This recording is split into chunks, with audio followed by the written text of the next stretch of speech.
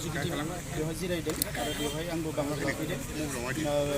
UPPLनि women विंखौ strong खालामनायनि थाखाय बिथांमोना माखासे बिथांखि लादों आरो बेजों लोगोसे फैगौ बिसायख'थियाव आइजोफोरनि जि माखासे मावनांगौ खामानि बेनि सायाव बिथांमोना सावरायदों आरो जोबोद मोनसे मोजां सावरायनाय जादों। UPPLनि आइजो गांखंआ फैबाय थानाय समाव बड'लेण्डनि आइजो माहारिनि जौगानायनि थाखाय माखासे थांखि लादों आरो बेफोर थांखिफोरखौ गासैबो मोगथाङाव महर होनो थाखाय जोङो BTR सरकारनिफ्रायबो बिथांमोननि एजेन्डाफोरखौ मावफुंनो थाखाय जोङो अराय सम सांग्रां जागोन।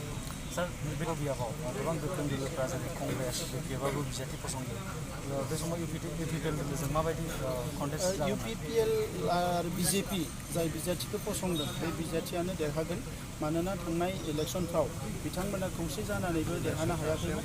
दा ओंखायनो नैबे इलेक्सनाव जे UPPL BJP आरो AGP बे जे जोङो ज' जानानै खामानि मावदों बे दोलोआनो देरहागोन बेयाव खुनु सन्देह गैया। थांनाय खेबसेयाव AUDF कंग्रेस BPF लोगो नांदोंमोन बेवहायसो बिथांमोना 10,000 भट बारा मोनदों नाथाय दा बिथांमोना हारसिं जाबाय आरो BPFआ आगोलनि अबस्थायाव गैला नंखायनो बियो कमप्लिटलि चेन्ज जागोन आरो सोलायगोन आरो एबार जोंनि बिजाथियानो जेरैखि जाया बेसेबांसो रोजा भट बांसिन मोननानै खमसे खम 25,000 बांसिन भट मोननानै जोंनि बिजाथिया देरहागोन। सर नुनो मोनफेराखै माने माखासे एलिगेसन खामानि मावदों माखासे सिखाव मानसिफ्रा एबा बेबायदि एन्टि ससियेल एलिमेन्टफ्रा बेखौ खालामदों जों केस होदों बिनि सायाव जे खावनानै नङा बे गाव प्रिन्ट खालामनानै लादों डुप्लिकेट प्रिन्ट खालामनानै बेखौ मानसिफोरनो देखायनानै फैसा बिदों होननानै जों मिथिदों।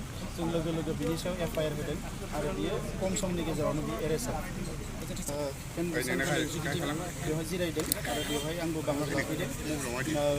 UPPLनि वुमेन विंखौ स्ट्रं खालामनायनि थाखाय बिथांमोना माखासे बिथांखि लादों आरो बेजों लोगोसे फैगौ बिसायख'थियाव आइजोफोरनि जि माखासे मावनांगौ खामानि बेनि सायाव बिथांमोना सावरायदों आरो जोबोद मोनसे मोजां सावरायनाय जादों। UPPLनि आइजो गांखंआ फैबाय थानाय समाव बड'लेण्डनि आइजो माहारिनि जौगानायनि थाखाय माखासे थांखि लादों आरो बेफोर थांखिफोरखौ गासैबो मोगथाङाव महर होनो थाखाय जोङो BTR सरकारनिफ्रायबो बिथांमोननि एजेन्डाफोरखौ मावफुंनो थाखाय जोङो अराय सम सांग्रां जागोन। सार बे बियाबाव गोबां गोख्रों दोलोफ्रा जेरै कंग्रेस BPFआबो बिजाथि फसंदों बे समाव UPPL दोलोजों माबायदि कन्टेस्ट UPPL आरो BJP जाय बिजाथिखौ फसंदों बे बिजाथियानो देरहागोन मानोना थांनाय इलेक्सनफ्राव बिथांमोना खौसे जानानैबो देरहानो हायाखैमोन। दा ओंखायनो नैबे इलेक्सनाव जे UPPL BJP आरो AGP बे जे जोङो ज' जानानै खामानि मावदों बे दोलोआनो देरहागोन बेयाव खुनु सन्देह गैया। थांनाय खेबसेयाव AUDF कंग्रेस BPF लोगो नांदोंमोन बेवहायसो बिथांमोना 10,000 भट बारा मोनदों नाथाय दा बिथांमोना हारसिं जाबाय आरो BPFआ आगोलनि अबस्थायाव गैला।